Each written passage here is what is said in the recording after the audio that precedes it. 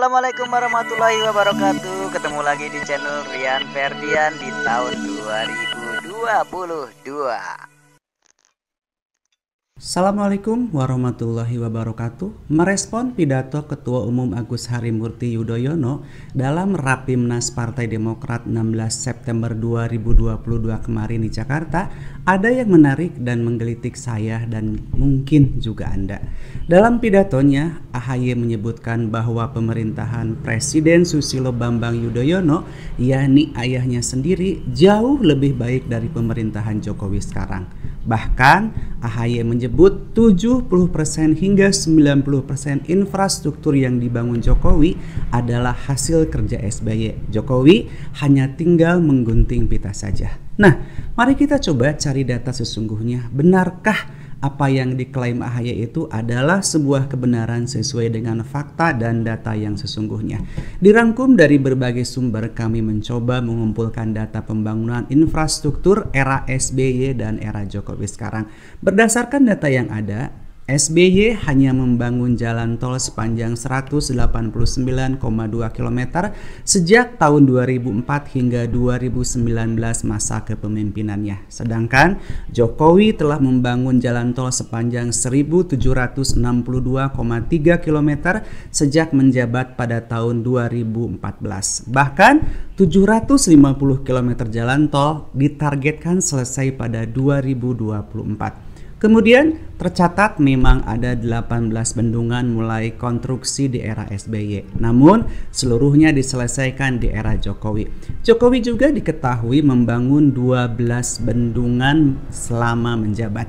Jika diakumulasi ada 30 bendungan yang selesai dibangun di era Jokowi. Bahkan ditargetkan juga ada 27 bendungan lagi selesai hingga tahun 2024. Selanjutnya tercatat ada 24 bandara dibangun di era SBY, sedangkan di era Jokowi sebanyak 29 bandara. Jokowi juga bahkan diketahui menargetkan ada 9 bandara baru maupun revitalisasi hingga 2024. Selain itu, 316.590 km jalan desa selesai konstruksi di era Jokowi.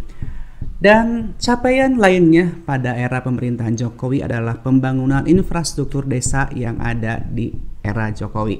Antara lain 1.597.539 meter jembatan, 1.474.544 unit air bersih desa, 501.054 unit irigasi desa, 12.297 pasar desa, dan 42.357 posyandu.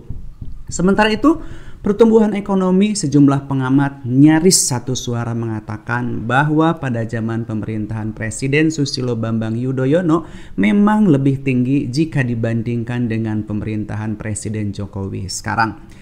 Salah satu faktor yang mendorong adalah boom komoditas pada tahun 2012 yang membuat pertumbuhan ekonomi Indonesia relatif bisa lebih tinggi. Saat pemerintahan Jokowi, ekonomi melemah akibat pandemi COVID-19, di mana Indonesia masuk ke jurang resesi ekonomi. Selain itu, sebelum pandemi pun pertumbuhan ekonomi Indonesia sudah melambat. Penyebabnya diantaranya dampak perang dagang dan sistem proteksionisme Amerika Serikat saat dipimpin Donald Trump. Saat itu, pertumbuhan ekonomi global juga tidak menentu, yang berdampak kepada pertumbuhan ekonomi Indonesia yang hanya di kisaran 5% saja.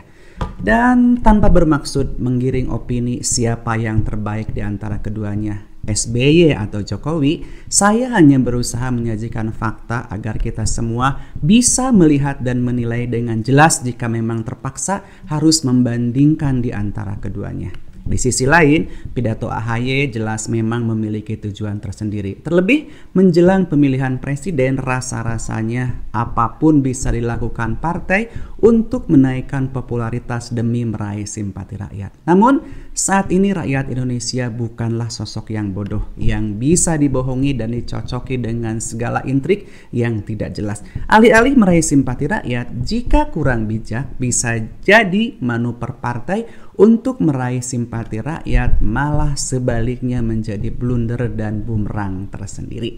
Siapapun nanti yang terpilih menjadi presiden di tahun 2024 memang memiliki tantangan tersendiri. Bagaimana seharusnya presiden terpilih bisa membawa Indonesia ke arah yang lebih baik lagi, menempatkan kepentingan rakyat di atas segalanya. Tapi ingat, kata AHY, hutang negara saat ini menjadi beban presiden berikutnya. Jadi saran saya, janganlah Anda para elit politik berebut tahta kursi presiden.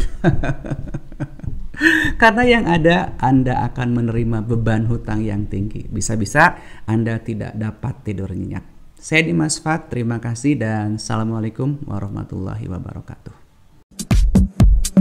Terima kasih sudah menonton. Jangan lupa subscribe ya.